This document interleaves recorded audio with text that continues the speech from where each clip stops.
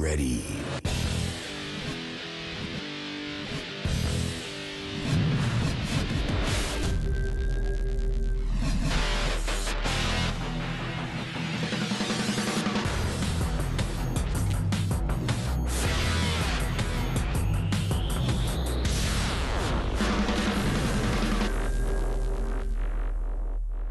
Hello, I'm Lucia Coward and a huge welcome to Snetterton Race Circuit for the first round of the Dunlop Radical UK Cup.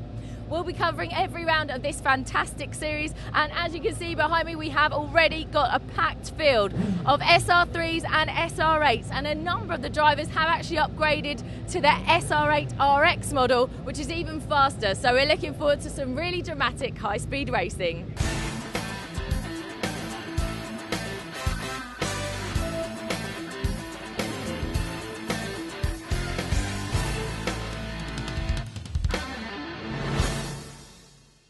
If you haven't seen Radical racing before, how does the UK Cup racing work?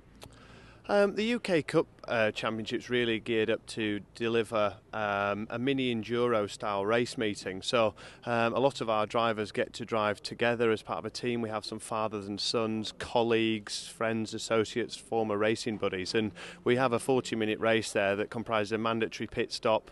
There's no refueling, but it's delivers some nice camaraderie for people, you know, dragging your co-pilot out midway through the race and cheering him on where it's required. So yeah, the UK Cup race is a good way to get into that level of sports car racing. So I'm here with John Reynolds, triple British Superbike champion, who is about to head out for qualifying for his first Radical race. So John, thanks for joining us. How are you feeling? Absolutely petrified, to be quite honest with you, Lou. No, I mean, it's a great opportunity. I've been working with Phil Abbott from Radical. They've got a fantastic car here, and I'm just really grateful that they've allowed me to race it. It's fantastic. And have you been out testing just yet? How does it compare to riding a bike? It's like a controlled explosion. I've been sort of comparing it by. Yeah, I have been testing. I've tested the brands and then a couple of times here as well. I describe it that I'm sort of 25 yards behind the car. You know, the car's so good, and I'm not good enough driver to get the best out of the car just yet. But as time's gone on, I've chipped away, and I'm only about 10 seconds off the pace now. So. That's brilliant. And you haven't raced for about 5 years, have you? No, that's right. No, I mean, the last thing I was racing was superbikes, and that's a totally different ball game, absolutely. But I really do have to say that, you know, coming into this championship, I thought it was going to be, you know, just a bunch of guys having a bit of fun. But I'm working with this team, with Radical. Team works Radical, and it's just like a factory team. You know what I've been used to with when I've been in British Superbike. We have technicians, we have computer wizards. And you know, the car and the setup is absolutely brilliant, so I'm just blown away by it. It's super professional, isn't it? And you've got an SR3 RS here. How have you found it in terms of braking and cornering in comparison to obviously what you're used to riding the bike? I mean, the braking is phenomenal. It's a totally different way of braking. With the car, you actually have to slam the brakes on to slow the car down, then ease the brakes off as you go into the corner. With the bike, if you did that, the back wheel would come up and you'll be over the handlebars straight away. So it's a different way of doing it, but you know, we're working on it. And as I say, I've got a fantastic crew around me that every time I come in, we download the data of what I've been doing, tell me what I'm doing wrong, and then I go back out on the track and try and rectify it. Tony, you've just qualified third for your first race of the season in the UK Cup. How did you do it? It was okay. We moved up to SR8s this year, so we've had a good pre-season testing. Car's good. We've made some progress with the balance and everything. But basically, I guess I was a bit thrown by the pace from the other guys, because I think my time was like 2/10 quicker than the Pro Pole from October. And there's two guys in front of us. I basically just didn't go fast enough. I mean, the car pace was in the car. And just didn't find the time, but it was okay. I came in, bled the tyres, and was on for one last lap, and basically there's somebody had spun in turn 2, so that was the end of the lap, and then Manhal got pole on that lap, so but it was okay. Third's not bad for a first time in the SR8, so I'm okay. Absolutely. And what prompted you to change up from the SR3 to the SR8? We came here, we had a test day with Radical in October, And I guess once you drive the car, you have to buy it. So it was a good marketing ploy from them. So we signed up there and then and moved up to 8. So. And what was the clincher for you in terms of handling of the car that made you think, right, I have to get an SR8? No, it's just so fast, right? I mean, it's fast everywhere, and the balance is pretty much the same as the 3, but it's more of a car to drive. It moves around a bit more, and it's more fun. So yeah, I prefer the 8. So we've made the right choice. We just need to be a bit quicker. So James, you've been racing out in Dubai and Abu Dhabi over the winter. How's that improved your racing? I think it's helped Tony a lot. Over the winter he's had a lot of track time over there. Obviously the guys in Europe have been working hard over the winter and not doing much track driving. Obviously it's cold and wet over here, so we've had the advantage of being out there in the sunshine and getting some extra running in. Obviously we've been running an SR3 out there, so we've now moved up to the 8, which is a completely different car in itself. But it's been great for track time and for Tony to get used to doing new tyre runs on a new set of tyres. So no, we've really enjoyed it out there. And how have you found the differences between the old car that you had, the SR3, and the SR8? What's the main difference for you? For me, the SR8 handles more like a sort of a GT car almost. You've got a lot more weight with the bigger engine, the V8 and the gearbox, so you can really throw the weight of the car around. And obviously you've got another almost 200 horsepower, so a lot more kick down the straights. So it's a lot more challenging in the 8. So I found some newcomers to the Radical UK Cup series, and we've got here Patrick and Philip Jeans, father and son combination, who have got a brand new shiny SR8 RX. How are you getting on with it, guys? Really good, actually. It's really good fun, isn't it? Really good fun. It's a lot easier than I say easier. It's a lot easier than bike racing, let's put it like that. And that's what you're used to, isn't it? Yeah, we've done a lot of club racing over the years, and not serious club racing, but loads of track days. And you can just push the car more to the car beyond our limits, but not to the car's limits, where with a bike you'd be off. So, and at my age, I can't keep falling off, so we decided to have a go at cars. And what would you say is the main difference between racing bikes and racing cars? Like, what do you find most difficult in terms of the transition? It's a lot safer. It's noticeably safer, isn't it? A lot safer, a lot faster. Everything comes up when you're a lot quicker.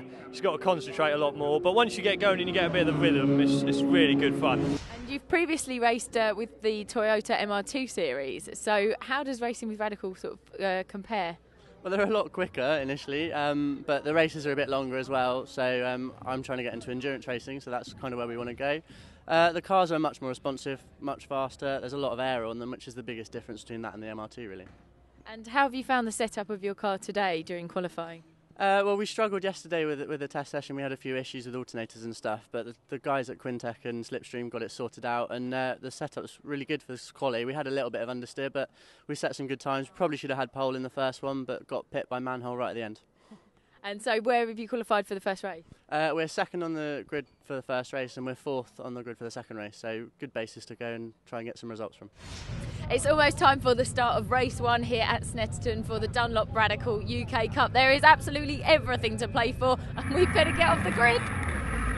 Thanks, Lucia. There certainly is full field of cars and a very exciting driver lineup, not least this man, British Superbike champion from 2004, John Reynolds. Rolling start as ever in the Radical UK Cup, and this is how they line up, with Manhal due to be on pole but not there, so Zach Chapman all alone on the front row of the grid. Row 2, Tony Wells and James Abbott, and then in 10th place we've got Matt Bell, who heads up the SR3 class from a very full field. There is Manhal Allos in the pits. What's the problem? I just spoke to one of the mechanics and he said that a bolt had come loose, but they're trying to rectify the problem. As it stands, hopefully he'll be able to get out there for the beginning of race 1. Thanks, Lucia. So disappointment there for Manhal. The pace car peels in. We're about to go racing here at Snetterton for the first time in 2012. The lights go out and away we go. And it's Zach Chapman who streaks into the early advantage. Although Tony Wells should get away well from third on the grid, so they fan out into riches. Yes, there's Tony Wells in third. We're in car once more, John Reynolds. He's just up behind Andy Cummings as they sprint through riches onto the hairpin at Montreal. Zach Chapman in the white 28 car has got the advantage, though he misses the apex by quite some margin there through the hairpin. I don't think Tony Wells is going to be close enough to challenge. We have possibly got a bit of bumpy borrow. Yes, we do. It's Mark Smithson and Terence Woodward who've gone off cars 1 and 88. Let's see how they come up through the field, as we have got plenty of battles throughout the pack as Simon Tilling in the number 9 car just makes the move through Palmer. John Reynolds still bottled up behind the number 6 car there of Andy Cummings. There's a check in the mirrors en route to the hairpin at Agostini. All looking very calm in the cockpit as Peter Bamford comes under pressure from Tilling. That's Tilling in the predominantly white car. Peter Bamford, better known as a Ferrari racer there in the black number 12 car. He came into Radicals midway through last year. Enjoyed it so much that he has put himself in SR8 over the winter and is right at the sharp end of the field, the leading trio. Turn on to the Bentley straight. There's Bamford in 4th position, Tilling in 5th, and this is the fight for 2nd in the SR3 class. In the white car, it is Chris Headlam. Just behind him is Gary Kane as they sprint down the Bentley straight. The leader of the race overall in the SR8 class, Zach Chapman, trying to put a bit of daylight between himself and Tony Wells. He's coming into all sorts of pressure from last year's Radical Clubman's Cup champion James Abbott. Through the bomb hole they go and on towards Coram Curve. Zach Chapman making the step up from the Toyota MR2 Championship. He had a one-off appearance last year at Brands Hatch in the UK Cup, went very well, and he has started 2012 even better. This is a great lap here for Ford, isn't it? Just to the rear of that pack is Matt Bell, who is leading the SR3 class. Also in the SR3 class, John Reynolds, who has found himself plenty of playmates in his car racing debut. James Abbott there in 3rd position through Riches, still chasing Tony Wells. Tony, it's hard to believe, came to last season pretty much as a novice driver and has just progressed so much. Talking of progression, the number 1 car of Mark Smithson carving through the pack. Here's Terence Woodward, the other casualty we had at Montreal on lap 1, and also making progress. He's certainly up to the tail of the pack, but Mark Smithson is absolutely ruthless as he carves through. Still, John Reynolds is behind Colin Noble. He can't find a way through, and he's going to go a place down here to the recovering Mark Smithson. So Smithson, another place gains in his charge back through the field. Given only in the early stage of this race, he's been in emphatic row. He's already passed Noble as well on the way into Agostini, and Chris Headlam as well at a push through Agostini there at the foreground of the pitch. You could just see him sideways through the hairpin. John Reynolds turns into Hamilton. We've got more battles amongst the SR3s. It's Tom Jordan who is just ahead there of the 38 car of Mark Howard. Howard looking to try and make the move. Throggies can't quite do it. And they've got Terence Woodward as well on their tail. Woodward looking to gain those places that he lost in the first lap race. Here comes the fight for 4th position. Simon Tilling there at number 9 car, still behind Peter Bamford, and Tilling is just being closed as well by Patrick Jeans in the number 7 car. So those 3 fighting it out for 4th, 5th and 6th position. Through Coram Curve, Bamford any real pressure into Murray's on this occasion. There's Matt Bell in the 52 car. He is leading the SR3 class. It's a very dramatic start to the season from Matt Bell. His first weekend back in racing after 3 years out. The leading trio turn through Riches, and Tony Wells will appear to be pulling away here from James Abbott and just closing in on the tail of Zach Chapman in the lead the race. Chapman through Montreal close to the apex. This time Tony Wells a little bit wide, and wider still James Abbott. Shows how hard this trio of cars are pushing. It's Gary Kane and Chris Headlam arrive into Riches, as does Terence Woodward, multiple Radical champion. Woodward looking to recover that ground that he lost on the first lap of the race, doing well at the moment as into the race comes the pole sitter Manhal Allos, several laps down. Great work from the team as he joins the action. It's not going to be challenging for the podium here, but he may get some championship points. Let's see how far up through the field he can come. We're going for a break.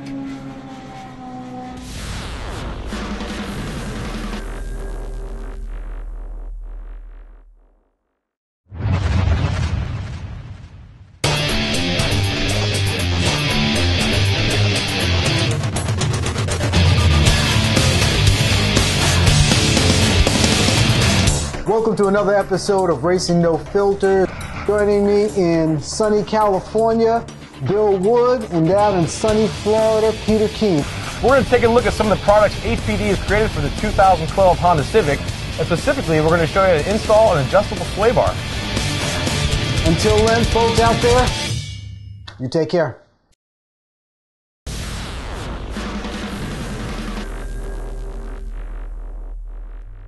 Welcome back to Snetterton, the opening rounds of the 2012 Dunlop Radical UK Cup, and we have got some great racing all the way through the field, not least here the 88 car of Terence Woodward looking to recover up through the pack following an early accident. He's on the tail of Andy Cummings, a pair of them chasing down this man, Matt Bell, who leads the SR3 class. Zach Chapman leading the race overall still. Andy Cummings number 6, coming up upgraded the SR8 for the 2012 season, making a very solid start to his campaign. As they streak on towards riches now, Will Cummings comes pressure from Terence Woodward this time. The pair of them closing on to the tail of Matt Bell as well. Then we have the gap back to Gary Kane. He is second in the SR3 class, and then Chris Headlam third in the 55 car. We've got side by side here, Colin Noble, and around the outside looks John Reynolds, the former very successful World Championship motorbike racer. Just trying to get around Colin Noble. He couldn't quite do it there at Riches. The same goes Terence Woodward on Andy Cummings as they arrived in Hairpin at Montreal. Then looks up the inside into Palmer, no joy there. Here is the race leader, Zach Chapman. Behind him in the number 3 car is Tony Wells in second position. Then we've got James Abbott in third. Zach Chapman, a very successful tin-top racer in Toyota Round 2 Championship, very inexperienced in radicals, but he really is showing them the way home thus far today at Snetterton, turning through Coram Curve once more, and we're beginning to move towards the pit stop window. These 40-minute races in the Dunlop Radical UK Cup, all the drivers must make a mandatory pit stop. Some of the entries are single driver efforts, some of them, such as the number 9 car there with Simon Tilly at the wheel, hand over to the second driver. In case of that car, it will be Jonathan Wright, although the car he is chasing down at the moment, number 12, Peter Bamford, will remain in the cockpit for the entire duration of the race. Surging through Coram Curve, here comes Matt Bell. We were saying a little bit earlier on, this is his first race in 3 years, would you believe? And he is to a flying start this season. Well, wherever you look throughout the field, there are battles going on. There is the number 1 car of Mark Smithson, one of the other drivers who went off in the early stages, as Terence Woodward now makes his move on Matt Bell, and that is for overall race position, although Bell maintains his class lead. So Woodward recovering up through the field as Mark Smithson pressurising Patrick Jeans. He just can't quite find a way through just yet. Maybe the pit stop window will give that number 1 car the opportunity to jump up through the order. Accelerating out of Palmer, just kicking up the dust there is Smithson, and into the hairpin at Agostini. It's not quite close enough to make the move on Jeans, but then look up the road ahead, and they are closing on the cars front. We've got a bit of an entanglement there. It's Mick Dwayne in the 77 car and Mark Howard in 38. Both of those going to recover, no harm done, back into the action. Well, ahead of this train, it's Manhal Allos, the pole sitter. This is where he'd love to be at the head of the queue of cars. Unfortunately for him, he's 4 laps down, possibly going to go a 5th lap down here as Zach Chapman and Tony Wells close in on his tail. John Reynolds must be thoroughly sick of the exhaust pipes at the rear of Colin Noble's car, because he's been watching them all race long now, and he still can't quite find a way past Colin. But the pair of them are setting a good pace, as is Manhal Allos, who has been on the pace of the leader since joining the race, several laps down. Unfortunately, this race is really going to be a case of learning what the car's doing in time for the second race of the weekend a little bit later on.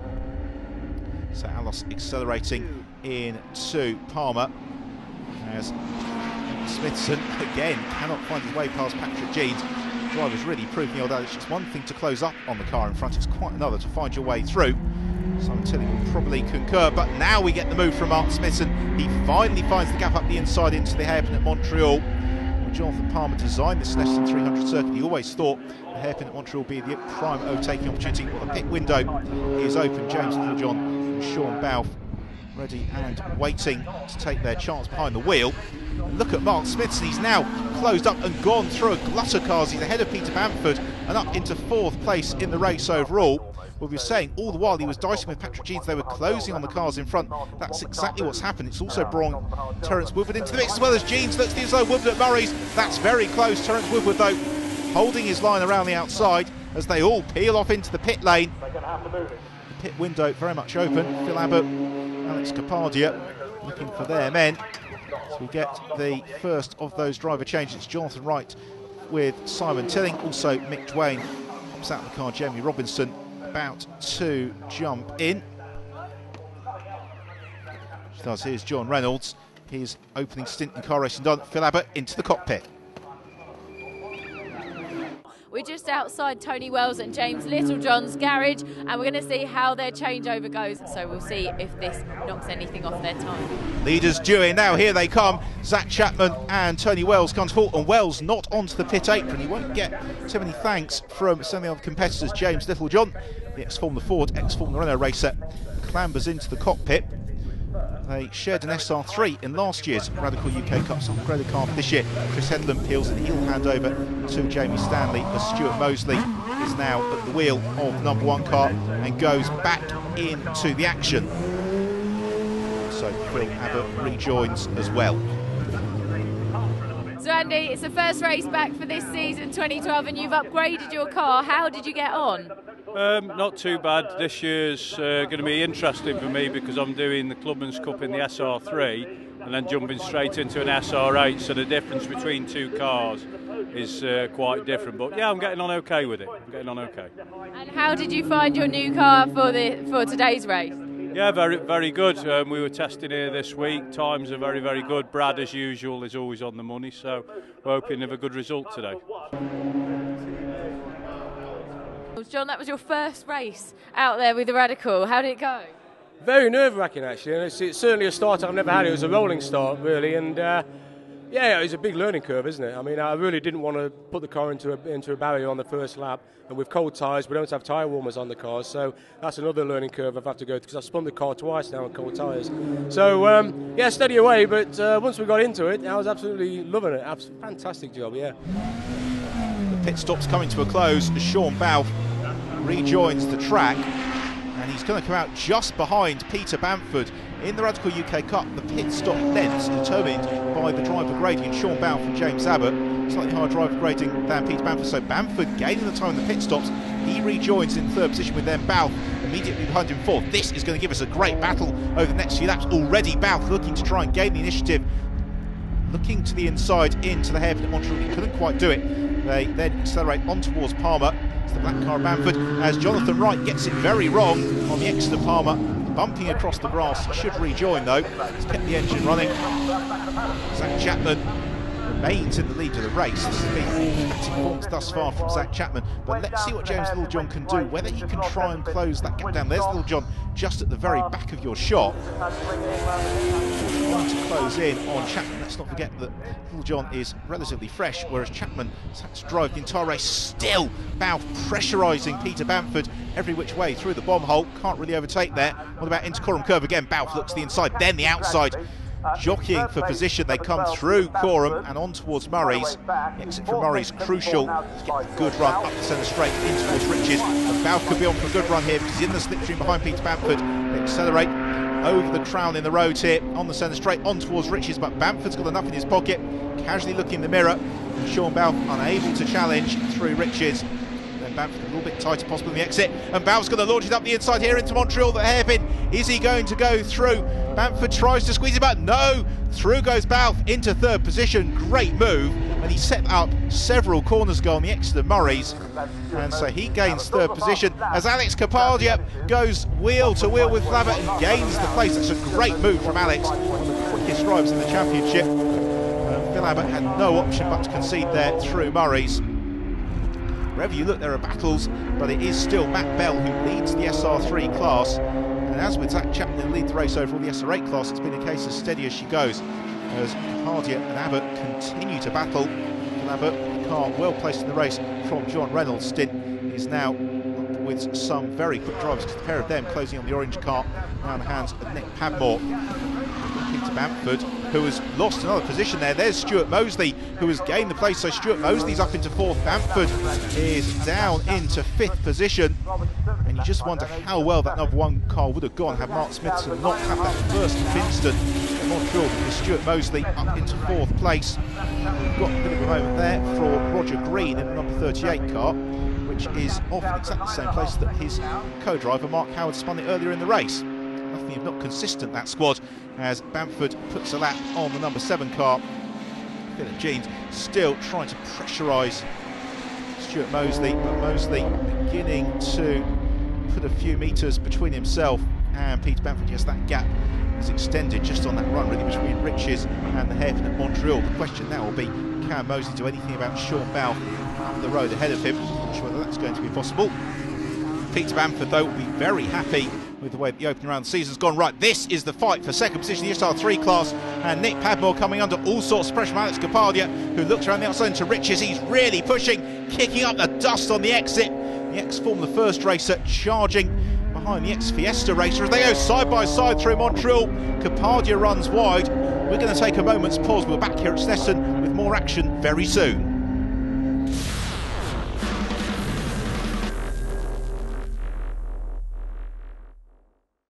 All the excitement and action of Trans Am racing will be on GoRacingTV.com this season. You can keep up with all the action from the track each weekend during the 2012 Trans Am season, streamed to you over the internet daily. Now, quick videos keeping you in the middle of Trans Am action in the middle of your busy day. Watch your favorite drivers from your mobile phone or tablet with the new GoRacingTV.com app. But coverage doesn't end there. When the weekend's over, on your schedule, check out 30 minutes of Trans Am this week on GoRacingTV.com, GoTransAm.com, or on YouTube. Get the full behind-the-scenes look of the championship weekend. Trans Am has enjoyed a long racing history. Join us as we write the next chapter of that history. America's Road Racing Series, stepping into a new era of Trans Am racing.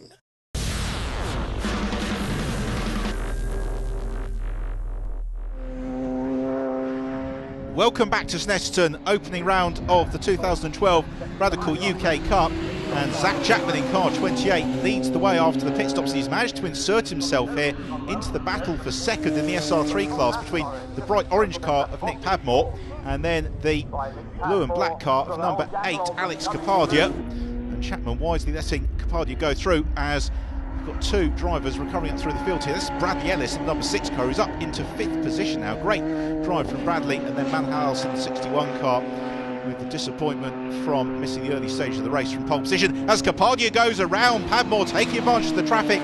So Capadia goes second in class. Brave move up the centre straight into riches. Now what can Nick Padmore do about challenging him? The problem they've got is that they are in amongst some slower runners. Now that Zach Chapman has got through them, he really has just got to set his sights on getting to the checkered flag, the maiden victory in the Dunlop Radical UK Cup. So they're up behind Colin Noble, he's about to go a lap down. Capadia and Padmore will really want to get past Colin as quickly as possible, possibly into Montreal. Sean Balfe, their third in the race, is being caught here by Stuart Mosley in car number 1. Now we thought that Stuart could be on for a quick one here, and he really is closing in on Sean Balfe. James Littlejohn is second as Bradley Ellis and Matt Allos swap places, although they are not racing for position. They're still enjoying a good dice here. But I think Ellis would quite like Allos just to drop back so Bradley can come through and claim that 5th position. Matt Bell there in the lead of the SR3 class, continuing to pick his way through some of the slower runners to move towards the closing stages. He is about to be passed as well by Ross Kaiser in the 88 car. I say he's about to be passed. Ross Kaiser can't find his way through in towards Palmer. The second place car there of James Littlejohn exits Nelson. It's been a solid drive from James Littlejohn and Tony Wells. The SR8, a new car for them this season, and they've adapted to it very quickly. Littlejohn unable to do anything about this man, Zach Chapman, who is looking very good for the win here, but the fight for third is going all the way to the line between Balfe and Mosley. The checkered flag is getting ready this time around. Here it is, and here comes our race winner, Zach Chapman. He claims the win in the opening round of the season. James Littlejohn already through in second. Now what about this fight for third? It's going to be a drag race to the line as they come on to centre straight. Bobbing and weaving is Sean Balfe. I think he's just got the legs here. Over Stuart. He does. Super finish to the race, with then Matt Bell claiming an excellent win in the SR3 class, and 8th in the race overall. So here are your final results, with the win to Zach Chapman, second place to James Littlejohn and Tony Wells, third to Sean Balfe and James Abbott, just from Stuart Mosley and Mark Smithson. How well would they have done but for that first lap incident with Bradley Ellis and Andy Cummings rounding out the top 5. Celebrations there for Zach Chapman in pit lane. James Littlejohn and Tony Wells debrief, and handshakes all around to Sean Balfe. First podium of the season and first ever Radical podium for Zach Chapman. He gets the bubbly and the round of applause from the Radical faithful. Zach, what a fantastic first race here with Radical. Talk us through it. Yeah, it was a perfect start to our season, really. We were lucky that Manhal wasn't on the grid, so we had a kind of easy start. Managed to get a good first corner and then started building a gap in the first stint and then maintaining it in the second, really. Fantastic stuff. And obviously your dream is to race at Le Mans, and you've raced this entire 40-minute race on your own. Do you intend to continue to do that throughout the rest of the season? Yeah, I continue to do it throughout the year, and it's a long race, but I feel good, and my training's obviously working. I must get back on it next week. There's no rest. Guys, huge congratulations on your second place for the first race here of this season. Talk us through your part of it then, Tony. Well, I guess with Manhal out because of the engine failure, then it made it quite close at the beginning. Zach came across. I had to get out of it a little bit, and then everybody was very close in turn 1. Basically, I just stayed narrow into turn 2 and kept out of the way. And I looked in my mirrors, and I could see that there was something going on. I saw that Mark had spun, and then it was just a case of it took a couple of laps to get the front tyres up to temperature, and then I caught Zach. And then maybe just the car started to go off a little bit towards the end, and I was a couple of 3 seconds behind him at the handover. And James, you had to sort of move the car during your driver changeover, didn't you? Yeah, well, I think that was partly a team sort of error. We stopped in the wrong lane in the pit lane, so the marshal swiftly moved us on to the concrete section a bit close to the garages. But we had 70 seconds in the pit stop, so we had plenty of time to move the car, get strapped in. You know, I still had about 10 seconds left after all the kerfuffle before I had to leave the pit lane. James, congratulations on your third place for race 1 this year. How did you do it? I just followed the car in front, really. Just a little move around Mark on the first corner, and just tried to keep in touch with Tony, really.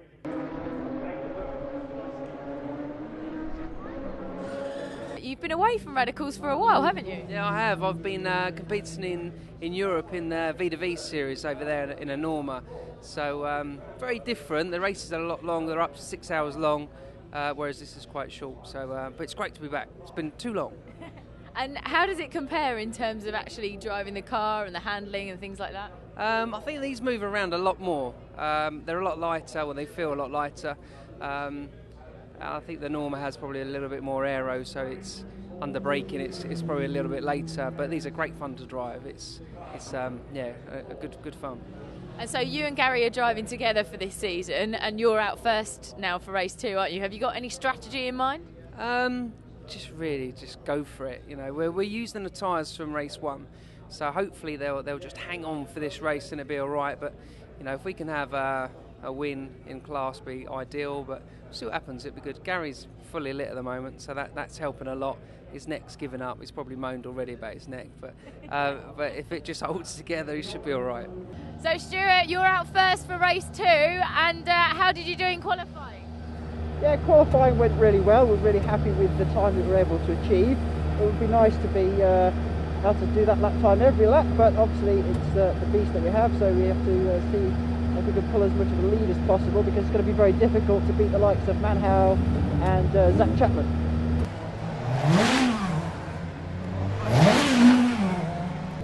Well, it's almost time for the beginning of race 2. Should be a really interesting race. Manhal Allos is 6th on the grid. He didn't even make up any places last time after his engine problem, so he'll be wanting to get as far ahead as possible. Zach Chapman, who won race 1, is in 4th, so he should be wanting to get right up to the front of the grid as well. We've also got Stuart Mosley, Bradley Ellis and James Littlejohn in the top 3, so anything could happen. It should be a really exciting race. Certainly should be, Lucia. Very much looking forward to this one as the cars head off on their formation lap. And it is really a tantalising lineup we've got at the very head of the grid. Bit of a slow getaway there for Peter Bamford. He should get engine fired up. So here's how they line up with Stuart Mosley in pole position alongside him. Bradley Ellis, second row of the grid.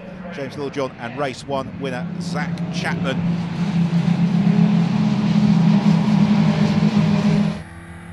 Here with Bradley Ellis. What a shot this is from inside the roll hoop, giving us really a driver's eye perspective as we head towards the rolling start. Look for those red lights on the gantry, because when they go out, we're about to go racing. The field all bunching up. Stuart Mosley taking them nice and slow to the line. Out go the lights, and away we go here at Snetterton as they charge towards Richards, fanning out 4 or 5 abreast, but I think Mosley's just going to have the advantage into Rich. Yes, he is. It gets very congested second. Bradley Ellis claims the corner though, with Allos in 3rd and James Littlejohn in 4th position as they surge to heaven at Montreal. And that's as they are, with also a good start there from Ross Kaiser. 1 or 2 getting pushed wide in the midfield, but everybody cleanly through, which is the important thing.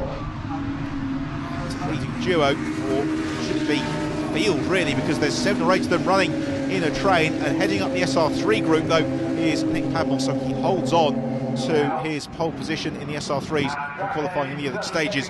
Bradley Ellis closing in though on Stuart Mosley through Agostini, accelerating on towards Hamilton, very quick. Right-hander kicking up the dust is Allos there in 3rd position with James Littlejohn. Nick Jones will be slightly frustrated to be in 4th after the start.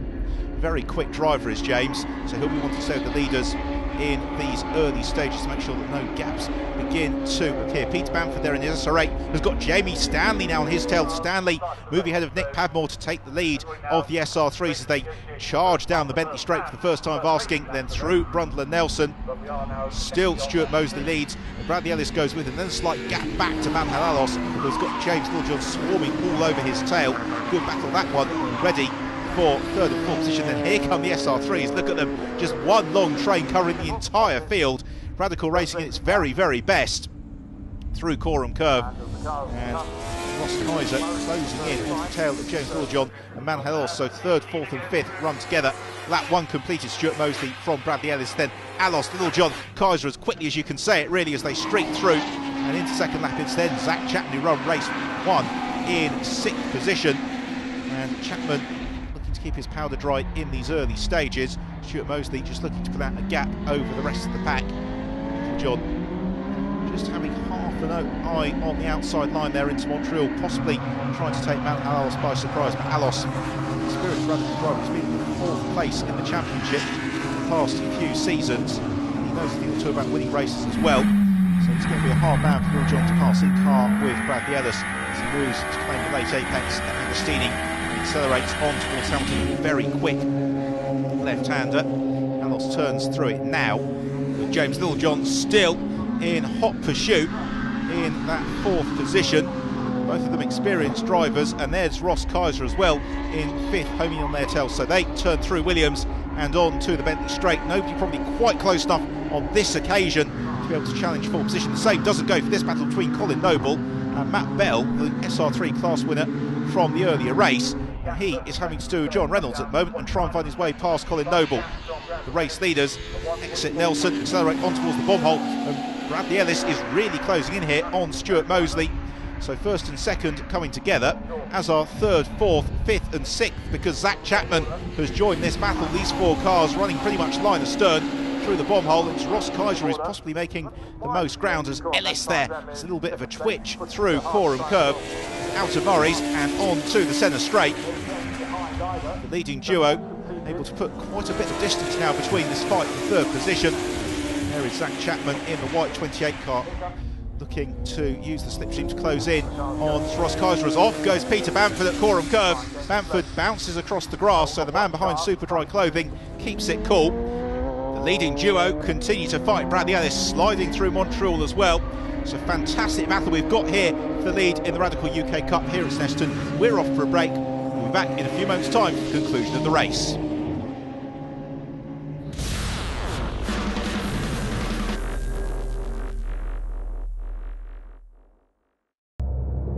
The club, an amateur racer. Here at GoRacingTV, we salute you. And we want to give you all the tools and info to compete with the best. Find out how to do it all from your own garage by watching our Club Racer and Autocrosser shows.